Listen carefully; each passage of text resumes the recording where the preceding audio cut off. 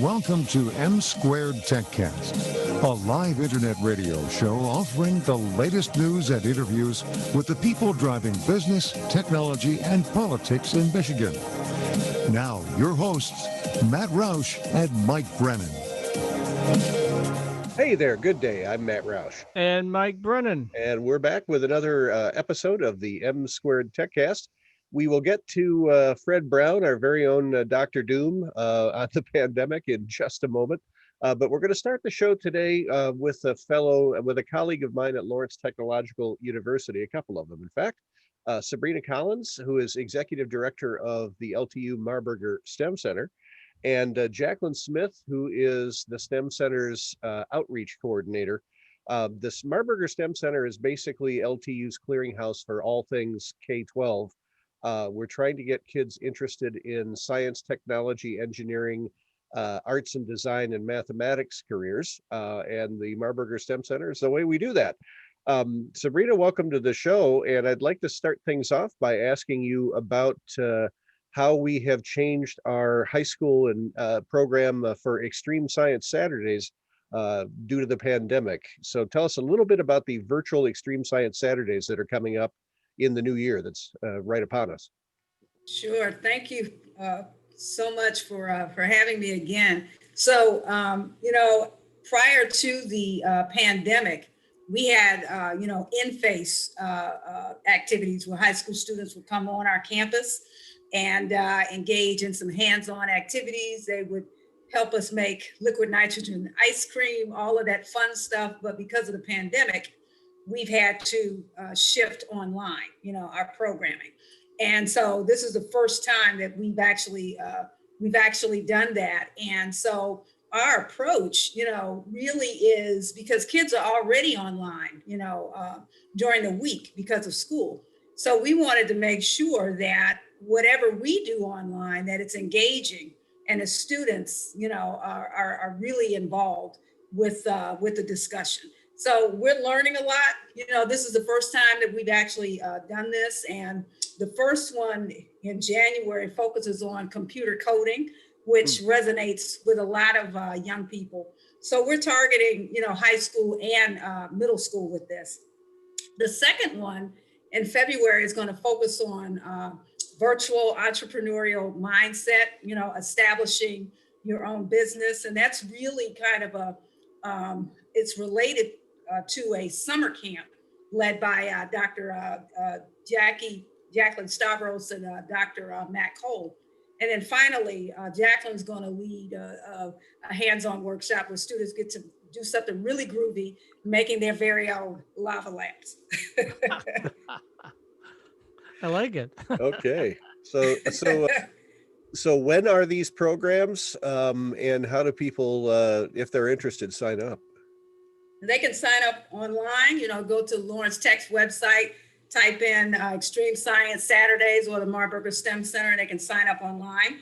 These are free. These are on Saturdays, so January 9th, February 13th, and March 13th, so from 10 a.m. to 11 a.m. So we don't take up too much time for the kids on Saturdays, but something just to get them excited, about STEM, because we really want to get students to think about how STEM impacts their daily lives.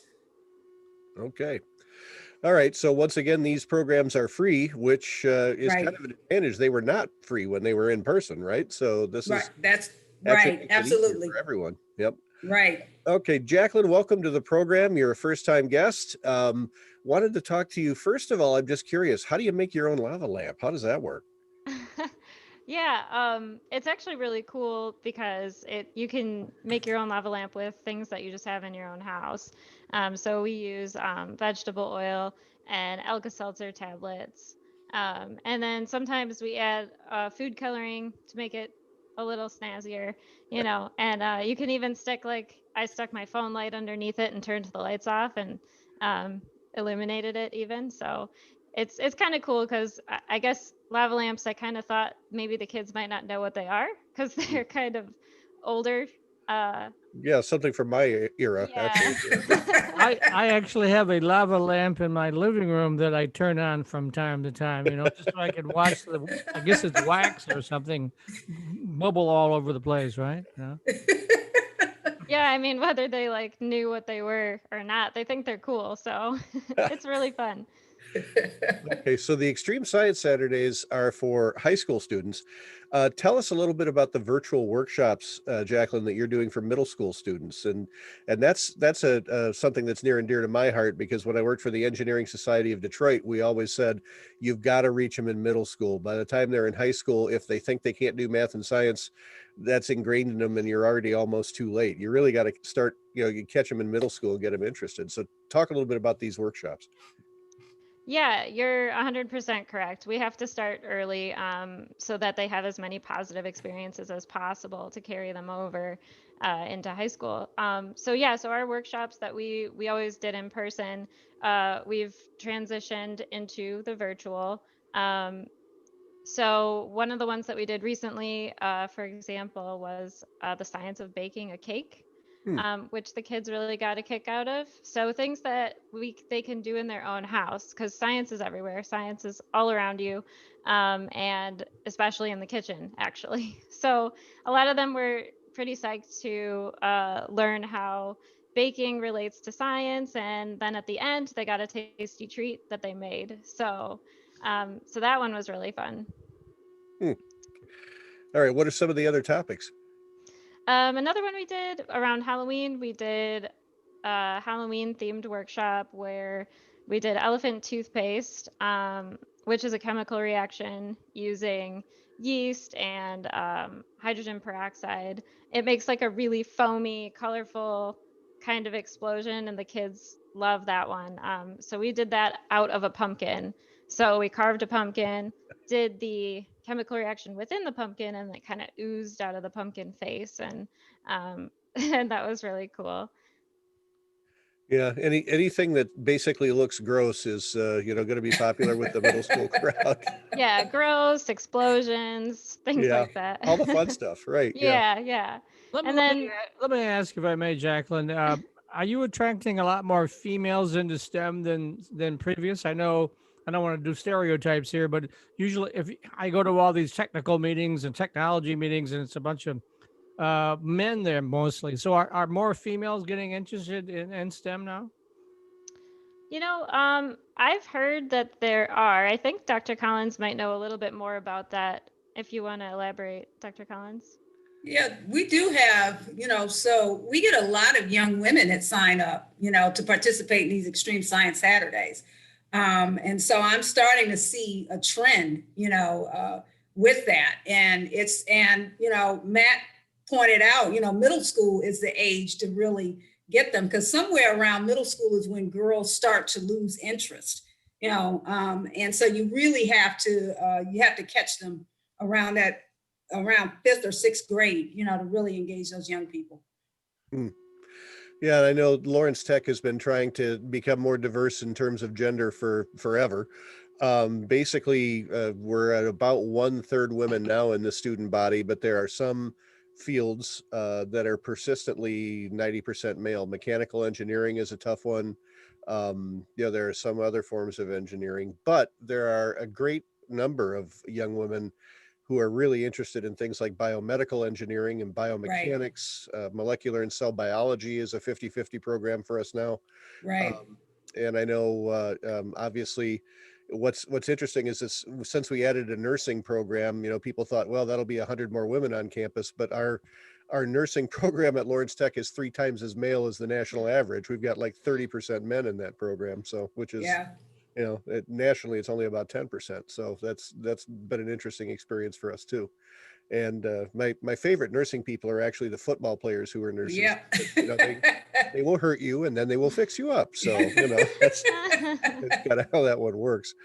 Uh, Sabrina, you are also an accomplished author. You've written an awful lot of academic papers, and most recently as a book chapter. Tell us a little bit about the book that you're a part of, and sort of how you approached your chapter. Sure. So it's a recent book chapter published in a book called Advanced Teaching in Inorganic Chemistry, Volumes 1 and 2, published by the American Chemical Society.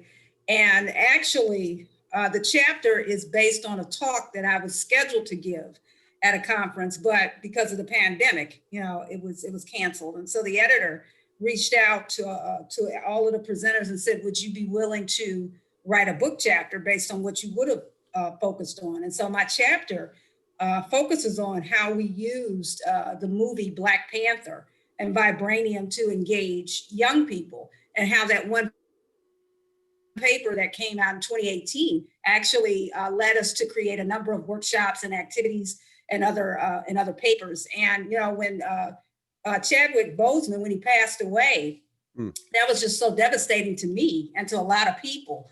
And I just wanted to honor him in some way, for his amazing portrayal. And I sent a note to the editor and I said, "Hey, can you please let me dedicate my chapter to him?" And so she agreed. And I just, the movie just made such a huge impact on me. And I just wanted to celebrate that film. And I know when you first saw the film, you said that you always have your inorganic chemist hat on. But when you saw them talking about vibranium, you were, which is a fictional element. It doesn't actually exist. Unfortunately, given some of its properties, because it's pretty cool stuff. But you were instantly curious about where that would fit in the periodic table of the elements, right? That's true. And, whenever I watch television or movies, I can't shut off my chemistry brain, so it just occurred to me that everything about that economy, that fictional Wakanda, was just thriving on vibranium. And I said, okay, if it's real, where would it be? And that's what we scientists do. We come up with these questions that we think are interesting that needs an answer. And so it kind of took off from there. So, and I'm looking forward to, I think the new film is going to be released in 2022, so maybe I'll get some more inspiration at that point too. Well, okay. Captain America's shield is made out of vibranium. So that is true. That is true. So you got a lot of fictional elements, out there. And today, from what I understand, is the birthday of the late Stan Lee.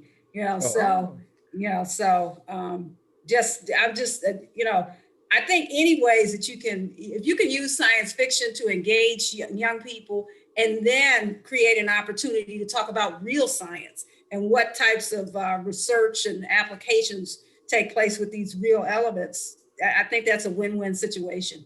Okay. I hate to cut you off, but we're at that last minute mark that we talked about earlier when we all said 14 minutes and goes by quickly. So why don't you both provide information to folks up there if they want to reach out to Jacqueline, Sabrina, how best to reach you? Sure. I could always be reached on email scollins@ltu.edu, but you can go to the LTU website, type in Marburger STEM Center, and our information pops up. Yep, same. I'm on the same website, but my email is jsmith19@ltu.edu. That's the best way to reach me as well. Yeah, J. Smith is kind of a pretty common name, so we've had 19 of them apparently. Yeah. Over the years. But Jacqueline, your program, the middle school workshops, you're looking for teachers, right? That's who you're trying to reach, teachers and school administrators who want to set up these programs?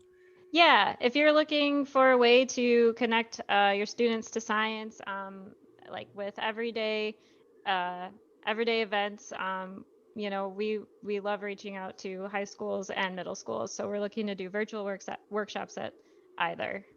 Okay. Thanks very much, Jacqueline Smith and Sabrina Collins from Lawrence Technological University's Marburger STEM Center. We'll be back in just a minute with another segment of the M2Techcast. For right now, it's Matt Roush. And Mike Brennan. And you're watching the M2Techcast at mitechnews.tv, Facebook, and a whole bunch of other places. What do you get at Lawrence Technological Okay. University? Thank you. Thank you. That Great was labs great. and studios, All supportive right. professors, Happy New Year. plus a full right. campus life, You too. NAIA athletics, and all the software you need to succeed. There Be he smart, is, be the more. man, the At legend, LTU, Fred possible Brown. is Our everything. very own Hey Dr. guys, Salaries how's of everything? Lawrence Tech grads are among the highest Good. of any Blow my nose. university in Jackie America. on, by Plan the a way. campus So, visit to New meet Year's with is coming up, counselors, right? faculty, and coaches. Yes, New Year's is Why coming. wait? Find out more Don't at go anywhere and don't celebrate. ltu.edu. Lawrence Technological University graduates earn a degree and a higher starting salary. In fact, when it comes to earning potential, the Brookings Institution ranks LTU That's interesting, fifth Mike. on Your US your colleges mug and must be universities. green because it Be disappeared. enriched. Be more. At LTU, possible is everything. Salaries of Lawrence Tech grads are among the highest of any university in America. Plan Okay, a here we campus go. visit to meet with counselors, faculty, and coaches. Why wait? Find out more at ltu.edu. Welcome back. It's Matt Roush. And Mike Brennan. And we're back once again with our weekly visit from our own resident infectious disease expert, the man, the legend, the co-creator of over a dozen vaccines. I think you were involved in the creation of, right? Something like that. Half a dozen, but Half it's a dozen. still Okay, big, so over that's 3 million people a year. okay. So that's Fred Brown, and he's back to give us the latest updates on the coronavirus pandemic and the vaccines that are apparently quite effective at reducing the severity of the disease. One of the things we didn't get to last week because Fred has so much material.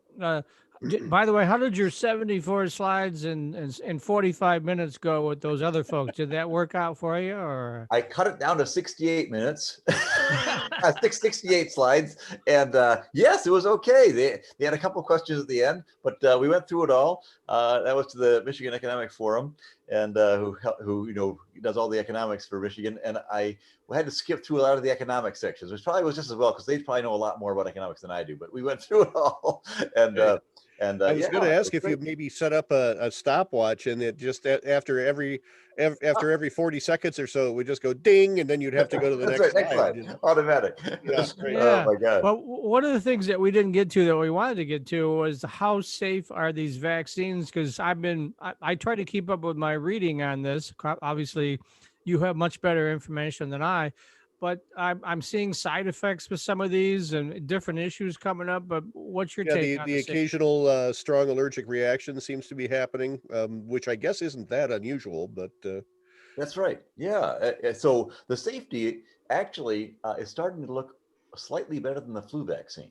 Dr. Fauci came out today and said that actually, if you're taking, the flu vaccine, which we have a lot of experience in, seems to be even, the new mRNA vaccines are even safer than that. I don't want to say that yet because we still have some longer term issues to go through. But if you want, I can kind of talk. I have a couple slides I can show you if you're interested, or we can just talk it through.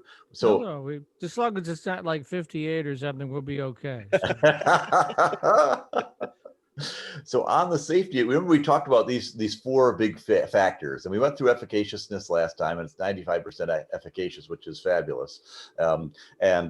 But we don't know whether it actually reduces the transmission yet or not, and that's a big factor because we could just be reducing symptoms. If that happens, what happens is the COVID virus stays in the environment because we can't reduce its transmission. It finds its hosts. Every once in a while, it'll find someone who isn't vaccinated or is super susceptible at risk and will kill them, as it does today. But for most people who have the vaccine, the symptoms won't be that bad.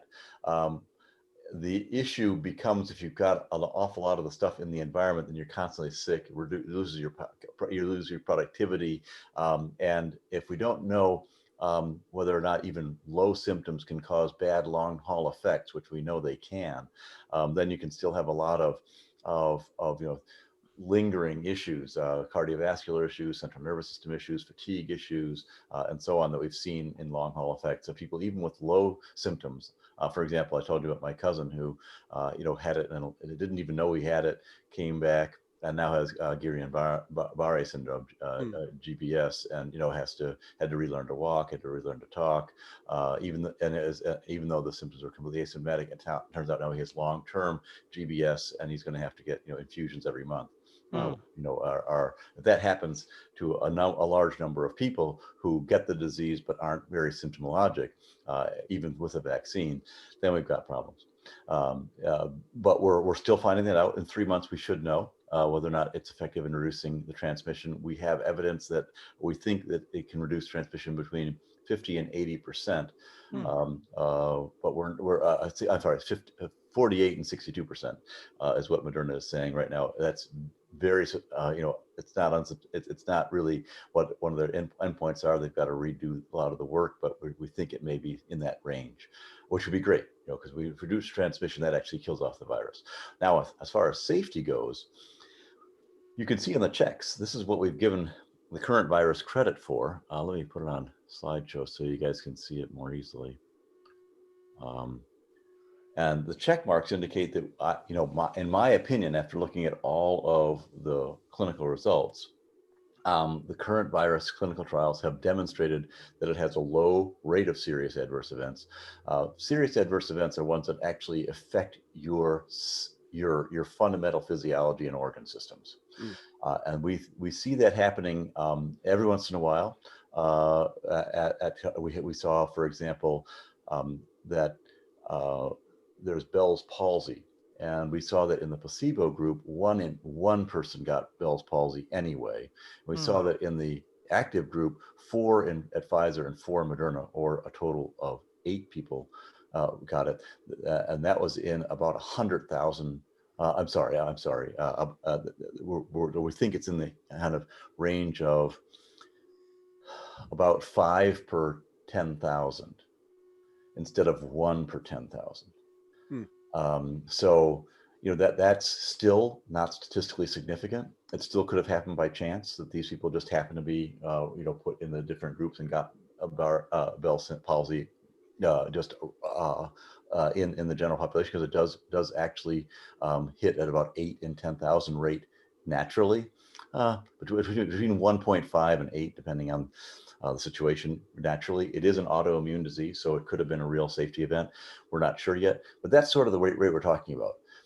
For example, and as far as allergic events that you talked about, 6 people who've taken the Moderna vaccine out of about 1 million total have had a serious adverse event that required epinephrine.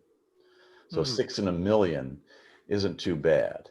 That's and so far no one has died because they've had the epinephrine pen. They knew they had the issue, the situation. They took Benadryl in advance, they took epinephrine afterwards, and they walked away fine. But they had a scary event. Obviously, you start to get anaphylaxis, and that's scary. But they knew what was going on, and there wasn't any surprise.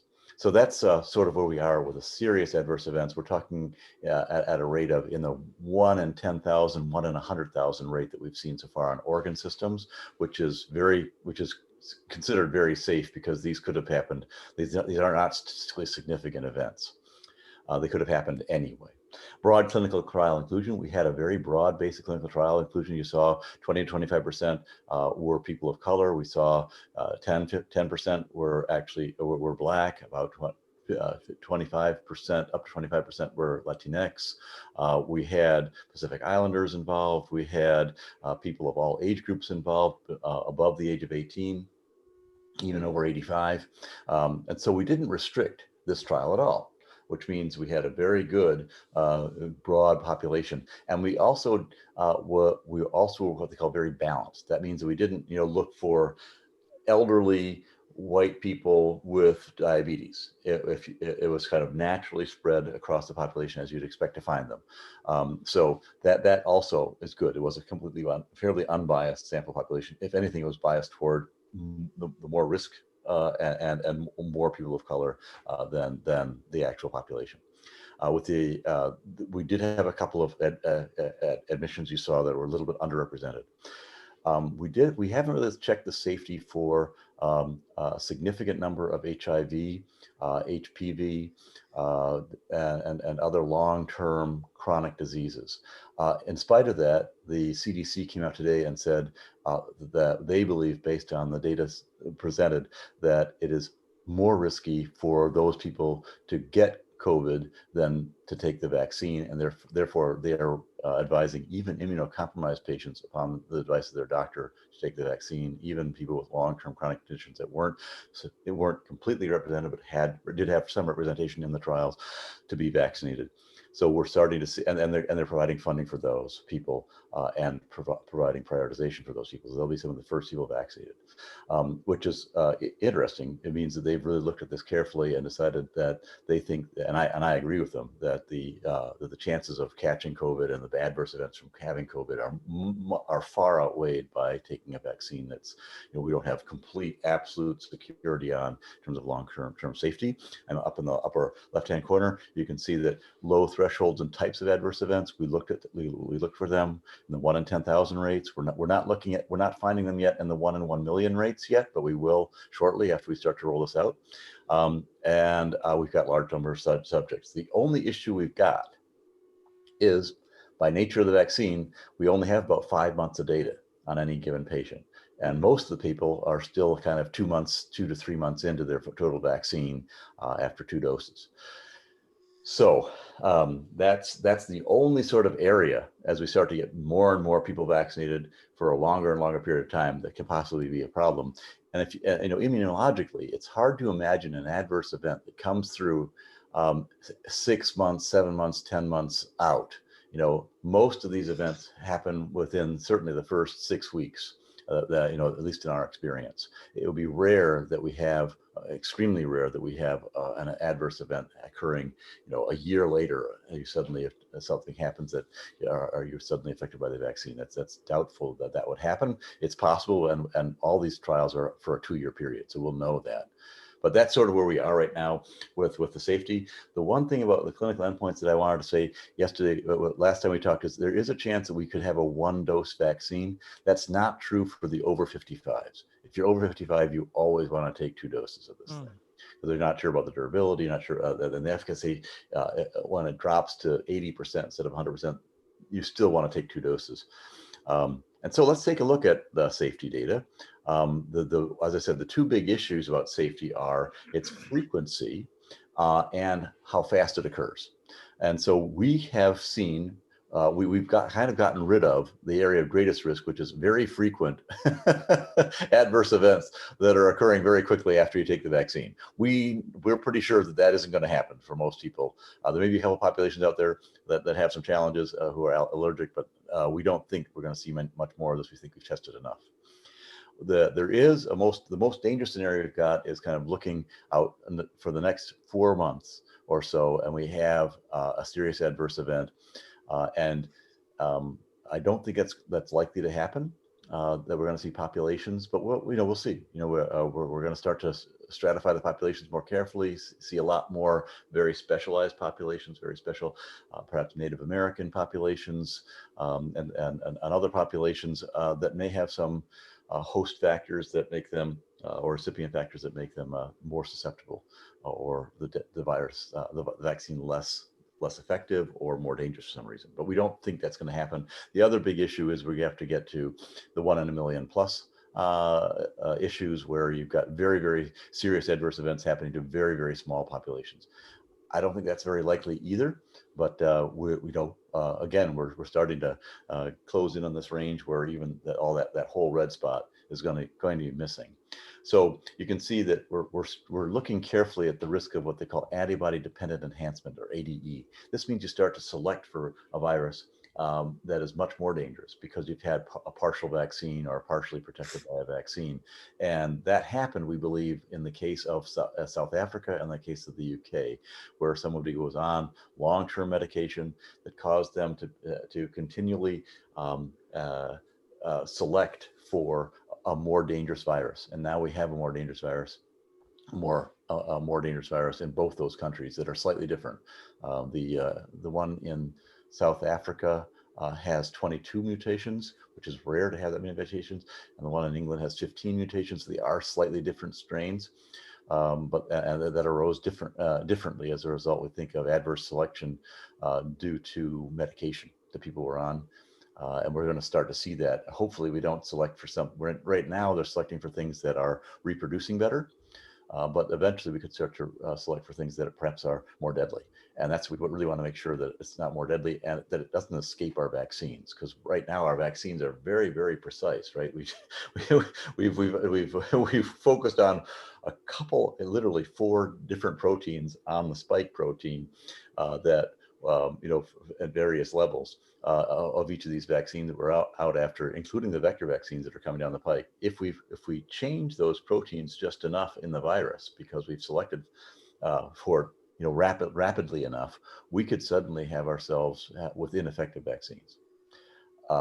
That's unlikely because the spike virus is the same thing that makes the spike virus super specific for the ACE2 receptor sites on the cells, which allows it to inject itself into our cells, is the same virus that we've got we've created these the vaccines against.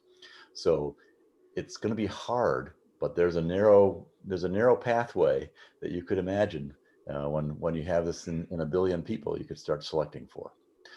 So we are going to have to watch that and make sure, and luckily we've got the technology now with mRNA vaccines as well as vector vaccines, where if we have the new genetic sequence, and we're watching this pretty carefully in Europe at least, that we could then create a new vaccine, right? We see that takes about, now we're down to kind of a 10-month period where we'd be adversely affected for a few months, but we could get that vaccine on stream pretty quickly based on our regulatory knowledge right now. If the regulators are able to say, yes, the vector technology works, it's a new antigen that you've put into the vector. We'll test that with 1,000 patients and you're ready to go with bridging studies. We could get to that point and very quickly respond. The problem is that the United States only looks at, right now, Europe is actually doing genetic sequencing on about 10% of the samples that come in. That's a lot, right? And that's a lot of genetic sequences. We're doing it on 1/100th of a percent in the United States. So our systems are just not up to the standard that we should be, frankly, for watching this, given that we're injecting so many more people than Europe has right now in the space. So that has to get better. And I think ultimately WHO is going to start to recommend and require this. They've got a special operation in WHO that asks every country to start to look at how good they are detecting virus. And I think we're falling way short of that in the United States, and we're going to have to come back up to that standard just for our own. Even if we don't rejoin the WHO, we want to do it anyway to protect our citizens. So it's just a very minimal requirement. Right now, we're 84th in the world as far as our ability to do that compared to all the other countries. That's not that you don't want to be at 84. You want to be at number 1, 2, or 3. Trust me on this one. You don't want another pandemic to come through, and we're kind of in the 26th percentile overall. And that's a flunking grade on anyone's scale, even if you're pretty carefully on the curve. So we have to come up with standard there. The risk of late onset serious adverse events, SAE stands for serious adverse event. And so those are the ones that you really want to watch. The adverse events that we talk about right now are largely what they call reactogenicity. And we'll get into that in a second, but there's a difference between reactogenicity, which means that the virus is working and you're feeling an impact of that, and a real adverse event where the vaccine is actually attacking parts of your body that you don't want it to go to. And that, as I said, that's very rare. That serious adverse event is extremely rare. The excluded populations, some pregnant groups, some ethnic groups, under 16 certainly are a big factor, and I do worry a little bit about the children. On these it'll be very important to monitor if we can or cannot vaccinate kids. If we can vaccinate kids with a durable vaccine at the age below the age of 2, for example, that would and we have something that's actually reducing transmission, that would actually kill off the virus. If we can't, then we'll have a lot of transmission among the young back up to the old, and a lot of sickness will remain in the population. So that is the most significant population that we're not studying yet. And then, of course, the prior disease questions. We can't know every prior disease people have had. We don't know the combinations of diseases that could come together and suddenly make the vaccine a little more dangerous or less dangerous. Watch for that. We're going to get into that more and more as we vaccinate more and more. And then the real world impact. it turns out that, in a clinical setting, it's a lot easier to give a vaccine that's going to be effective than in the real world, where you've got cold chain issues that can significantly dampen the effect of a vaccine, the impact of a vaccine if it gets warm for too long a period of time, or you don't get your second dose, which happens a lot. Actually, almost about 50% of the people who require second, third, fourth, fifth doses don't get those second, third, fourth, fifth doses. That would be a big problem. And so there's some issues about safety we've got about that we'll return to about those things. Those are the critical unknowns. But overall, here's the reactogenicity profile, and you can see that if you take the vaccine, the best day of the week to take this vaccine is a Friday, and the reason for that is because the next day, Saturday, you won't be feeling great. Sunday, you'll be feeling pretty miserable. But by the time Monday comes around, you should be getting back to normal, and certainly by Tuesday, everything's going to be really, really good. This is what you'll feel. Generally, there will be some fever, not on day one, but on day two, you'll have a little bit of fever. That's where the biggest impact is. You may want to take a day off for that on day two. Fatigue will be high, headaches will be high, chills you could have chills and muscle pain, joint pain. And the second time you take this, it will be worse than the first. And if you're younger than 55, it'll be worse than older than 55. So the second doses of people in the in the younger kids who get less benefit from the vaccine are actually going to be the worst impacted. So the people who are getting the least benefit are going to be having the worst reactogenicity, unfortunately. So hopefully that won't change the fact that you want to take the vaccine and beyond the vaccine, but it could affect it. But the good news is us older guys don't feel it as badly. But us older guys actually do need two doses for sure, versus the younger people would maybe able to get away without a second dose. We'll have to see, wait and see what Pfizer's trial says. So that's the general level of issue you're going to have. What's interesting is when you look at this level of issue versus what happened to the placebo group, right? The placebo group got water, saline. And the active group actually got the vaccine, 50-50.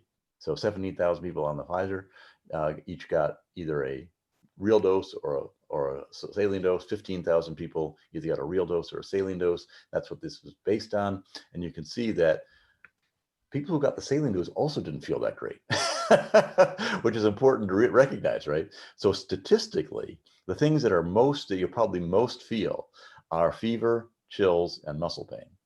Oh boy. Yeah, that's wild, isn't it? The placebo. This is why it's so important. To that, yeah. And this is what we're so worried about when we lose the placebo group. Eventually, we're going to have to give the real vaccine to people who are on saline, right? I mean, you can't expect people to sign up for a clinical trial and then be restricted from having the real drug.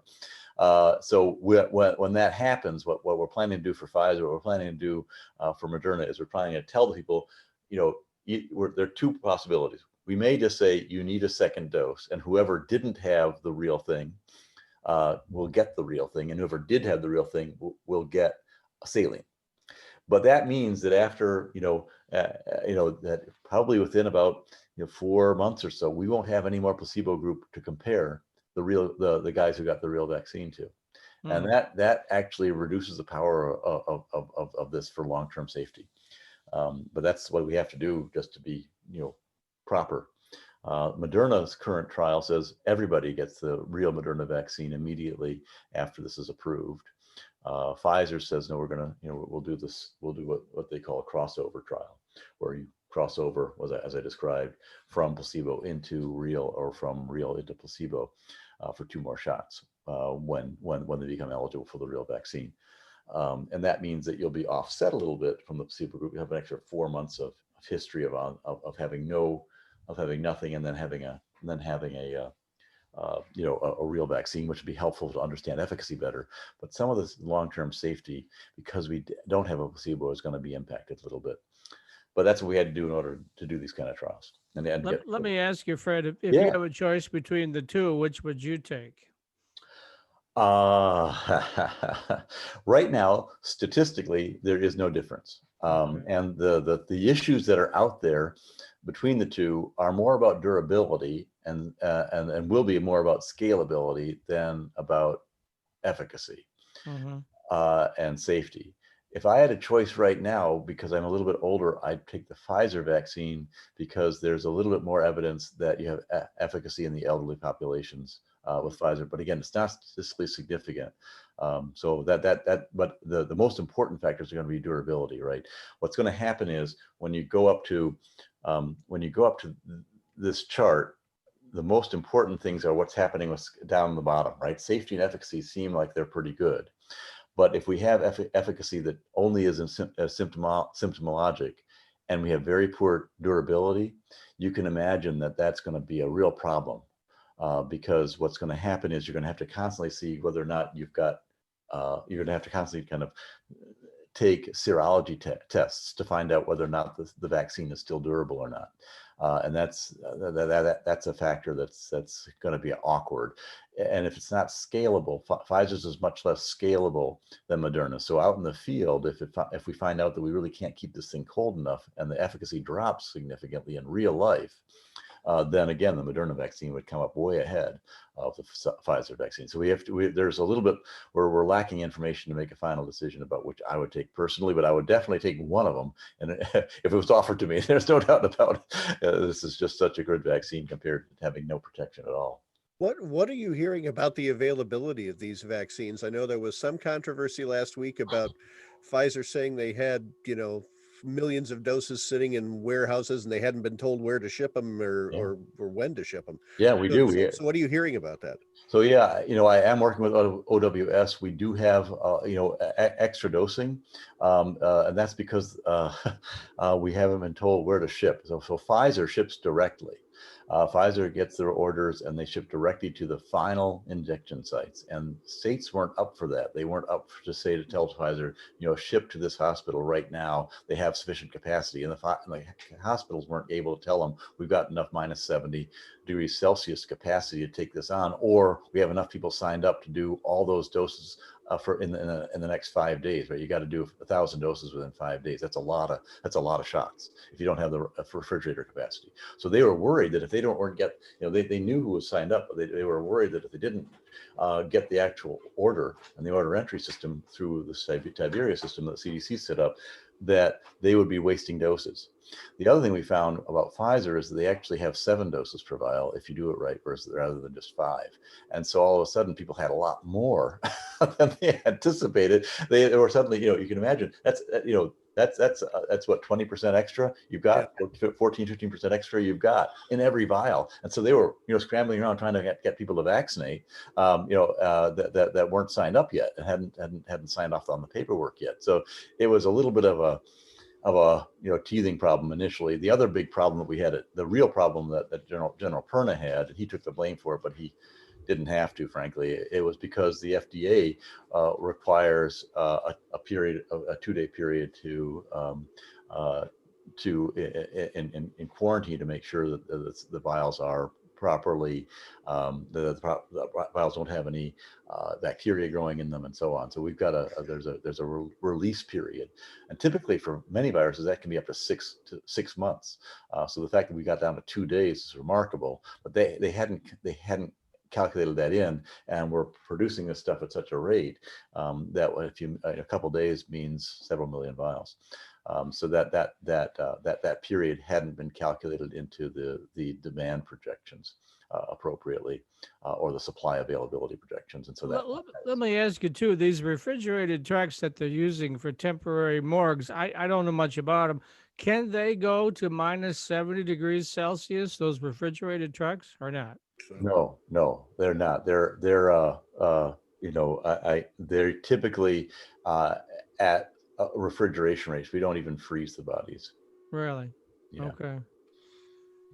So so that's not, and they have to really precisely control. Every vial has a thermal indicator on it that would indicate whether you're on or off. And the problem is if you waste too much of this, the refrigerator trucks don't have enough precision in that. If you look at those refrigerators, the minus 70 refrigerators, they're only about the size of a pizza box, right? They're very narrow, very small, so they don't rise much. You don't have much temperature difference in that distance. Minus 70 is minus 70 degrees centigrade. It's almost minus 100 Fahrenheit. you know, that you can't keep that much that much space that cold. Yeah, I was gonna say Right. that's like outer solar system cold. That's Right? right. Yeah, Yeah. that's yeah. You're Colder talking than about Mars. yeah, exactly. You're starting to get toward planet, or what do they call it? Europa, what the Saturnian or the Jupiterian moons kind of levels of cold, I think. And not quite Neptune or Uranus, but close, apparently. So I'll just show you some of the data that came back in safety, and then because that's the most important. Here, you asked about adverse events, Yep. especially around allergy. And you can see what this is it's a fairly complicated Monte Carlo simulation that I've simplified a little bit, but it shows what happens if you've got a serious adverse event that hits between 1 and 10% of your population. That's an allergy, right? And that is on the left-hand side. And you can see that what happens is that you do get a big separation early on when people are surprised by an adverse event, but eventually those people start to move themselves out of the population, and you're able to absorb that population and address it differently. And the rest of the population then gets down to you can see the 1,200 dose with no vaccine to 375 with a vaccine that has an adverse event between 1 and 10% of the population unable to take it due to an allergy. We're well below 1%, right? We're 6 in a million. So we're well below that level. But even if we were at 1 to 10% for an allergy, you're not going to get that much of a negative impact. Where you get a really bad impact on a serious adverse event if you suddenly have a big population that has a high mortality, and that's on the right-hand side. And you can see that if you have a high mortality rate, and those people are excluded because they have consistent adverse events. So, for example, if all the diabetic patients couldn't take this, that's a big part of the population. And if 10% of those diabetic populations couldn't take the vaccine, you would see you would have a very low drop in the total death rate. Right? It's from 1,200 to 1,100 on that right-hand piece. Well, that's just with a single vaccine. If it's 1%, it's better. It's down to 485, but it still is not as good as if it's just an allergy that's sort of random, occurs, because the allergy occurs, versus if you've got something that's systematic in your population that really has a problem and could die. So that's the difference between a serious adverse event and an allergy. And the serious adverse events we have not seen, and I don't think they're going to show up, which is great. We have seen some allergies at a much lower level than this, and it doesn't really impact the vaccine rollout or the impact on achieving herd immunity much, which is great. So here's the ultimate question: do these adverse events cause death? And the answer is no. You can see that, in fact, there were more deaths in the placebo group than in the Pfizer drug, and Moderna, it was actually almost statistically significant lower in the people who took the vaccine versus the placebo. It may be that there's benefits to taking the vaccine generally that are causing a lower death rate, believe it or not. So it turns out that there are no serious adverse events that are going to increase death rate. You are going to read about people, my Uncle Joe, 3 days after he took this terrible vaccine, he had a massive heart attack. Well, what this says is statistically, the chance that Uncle Joe died of that heart attack because of the vaccine, and the chances that his time was up, sadly, that you can't distinguish between the two. That even though you'll hear anecdotes about a terrible thing that happened to someone who just after they took a vaccine, that happened due to chance, according to these data right here, which are statistically significant, not due to the vaccine. And so the risk benefit basically is great, right? It's for the proposed indication. It's effective. It's extremely safe. You can see, for half these people actually had the vaccine, half of them did not, and the overall efficacy was as high as we think it was. They are going to do some more clinical studies. They're going to take a look at boostability and durability. And these will be really critical, right? How often do we have to take these stupid things, right? If it's once and done, or once we prime them and then we boost them. If that's all we need for our lifetimes, that would be fabulous, and we will really eliminate the scourge completely. But if it's something we have to take every year, and people aren't very enthusiastic about it, then we're gonna be fighting this for the rest of our lives. Well, We- particularly if the day 2 and 3 are really not good, people will remember that, right? And not be really excited about going through that again, right? That's exactly right. As interestingly as they get older, that day 2 effect, that for second dose and boostability dose won't be as bad, but they probably won't give it a chance. But Right. that's exactly it. Yeah, if you're boostable, chances are you're going to have a slightly bigger negative effect reactogenicity than if you aren't, because you've got some of those antibodies in you already. We want to do dose ranging studies, especially the dose ranging we talked about was can we get away with 1 dose in some populations? We're not terribly enthusiastic about this from the public side, because if it is really 95, if it's 95% effective and with 2 doses, and it's only 80% with 1 dose, that believe it or not, that 15% gets really important. And and that's because we're pretty tight on the herd immunity, and I'll show you that in a second. But the pharmaceutical industry doesn't want that, because it halves their market, right? If you go from 2 doses to 1 dose and you're selling everything for $10 a piece, then all of a sudden your market goes in half. And so, it's still a $5 billion market instead of a $12 billion market, but it's smaller, So they're not really enthusiastic about doing this study either, frankly, unless it gets it out faster and gives them, more monopoly power.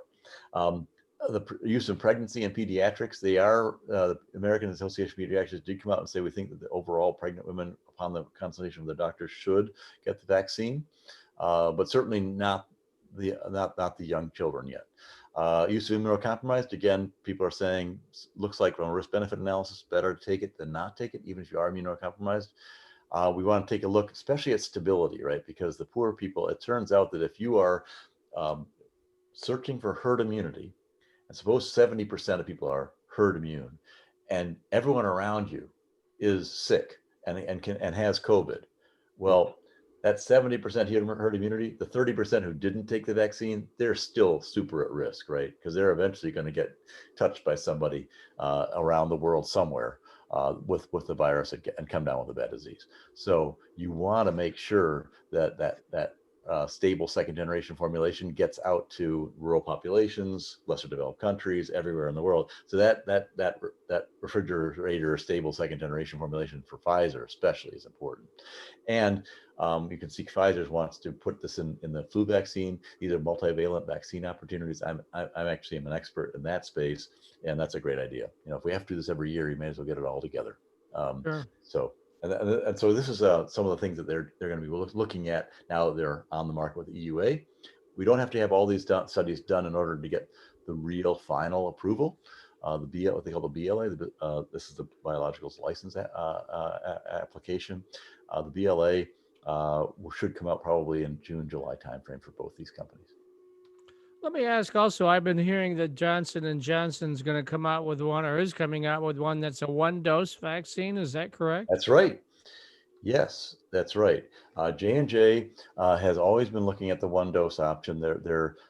They have actually, what they did is they realized, gosh, now that we've got real vaccines out there that are effective at 95%, we better get going. They originally had designed their trial with 60,000 patients. So they really wanted to look at a lot of different patients to be able to say with a lot of certainty that they were good for any population.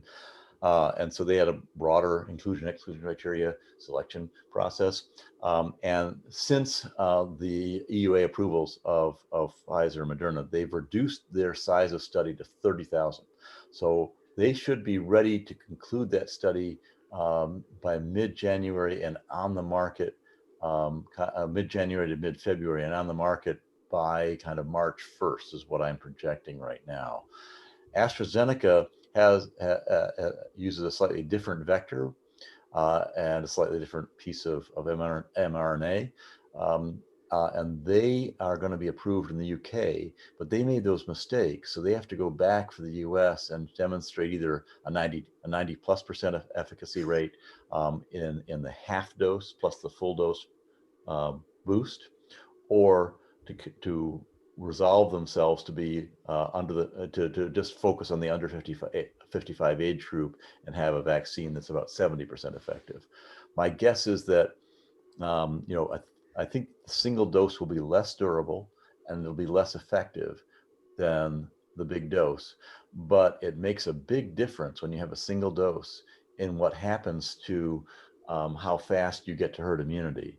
And I can show you that here, where you can see that with Pfizer, Moderna, this is how fast it's going to take us till at least October, kind of Halloween timeframes, to get to a point where we think we're getting pretty comfortable with most people around us. Now, some communities won't be inoculated appropriately, that we'll know that, have to wear our masks, but generally we think the inflection points around, if we only have Pfizer and Moderna, which have 2 doses. Moderna, for example, you're ready to go with Moderna. You have to take the first dose. 28 days later, you take the second dose. 14 days after that, that was their endpoint for efficacy. So you've got to wait 6 weeks after you've taken your first dose of the vaccine to truly be what they would consider protected. Now, you'll have some protection between that period of time, but we're not sure about how much. And so, we really can't count on that for what they call the herd immunity effect until 6 weeks later. So you can see how long, and for Pfizer, it's 1 month, right? You take 1 dose, 21 days later, you take a second dose, 7 days later after that. That was Pfizer's endpoint. And they found that, after that 1 month period, you were 95% effective. Moderna took a month and a half to find that 95% efficacy. So it takes a long time to march down that herd immunity curve. Now you've got J&J. Suppose J&J is 90% effective after just 7 days. Whoa. Right? Yeah. Well, look what happens to your curve. That's that. Your curve gets, but gosh, by August we could be all set versus having to wait until Halloween. So Well, plus you only have to go through the day 2 and 3 once, right? Oh, yeah, then you have to go. Twice, no second dose, Yeah. which is a big factor, like we talked about. So so it turns out that single dose, when you now eventually it'll all level out, and over time, if you have to have a booster every month, every year for J&J, or every year with Pfizer, Moderna, you're not going to care much. But in the initial bouts of the fights that we're having against the virus, it turns out single dose is really important. Okay, we've got about 3 minutes left. Holy cow, that went fast, you guys. We haven't even talked about all the important things. It always does, Brett. So this is the reason that 85% or 95% makes a big difference. And I'll just tell you quickly that basically, if we get 90% effectiveness, but we only half of us take it, we're not going to be herd immune. And we're going to have to keep wearing masks and everything else. So it turns out that when you're at 85% or 95%, it makes a big difference. That first or second dose question, that you want to take the 2 doses. But it also means that promotion and pushing people to take their vaccine and making sure they take the 2 doses is going to be the most important part of this in the long run. So with that, why don't we talk about some other things? How was Christmas? You guys have a good Christmas? Yes, I didn't listen to you, and I did visit my family, but it was a small gathering. It's the first time I'd seen them in a long time. So, and I said, I'm not coming if anybody is experiencing any of these symptoms, and I gave them the list of symptoms. And I think I only got together with my pod, which is basically my 2 kids and their significant others. We've been seeing each other throughout this entire pandemic, and I know they're extremely careful. So although you can never tell who they might come in contact with, so there is some risk there, but Well, one of these days we should probably talk about what they call bubble management, and this is a lot to do with blockchain work, where you're looking at and actually have verifiable amounts of likelihood that each person in your bubble has or has not made contact with other people who are ill with COVID. And then you manage the blockchain as you would with the currency or any other blockchain to say, yes, I could have the disease, or no, I probably don't have the disease, and understand it's sort of like an dosimeter, if you will, that you're wearing in the cyber world. And we'll talk about that at some point. One thing though, New Year's is coming up. People drink a little bit, and they start to sing, and they start to dance and celebrate the new year. This year, let's not do that. Yeah. But I think that's a tradition at the Roush House. They'll be singing, dancing, and drinking. So I mean, but only this year, only in your pod. Only in your pod. I have long considered New Year's Eve to be the sort of ultimate amateur night, and we stay home. I mean, we stay last year we were actually in a hotel room visiting Ooh. my in-laws, but it was just the two of us. So, I love going out. They have great, symphonies and things that, they celebrate the new year. Every year we do this, and this year we're not going to do that. So, yeah. Well, I'm wearing my tuxedo jacket in honor of New Year's coming up on, I guess Friday, right? That's New Year's. Right? Yeah, it is. It is. So have a great time, and we'll talk next week, as always. All right, we'll talk to you next year, Fred. Next year. We'll see. We'll see you Yes, next year. yes. Absolutely. Okay, All right. take us Well, out, thanks Matt. a lot, Fred Brown. Informative as always, and we'll talk to you soon. For right now, it's Matt Roush, And Mike Brennan. and you've been watching the M2Techcast. Okay.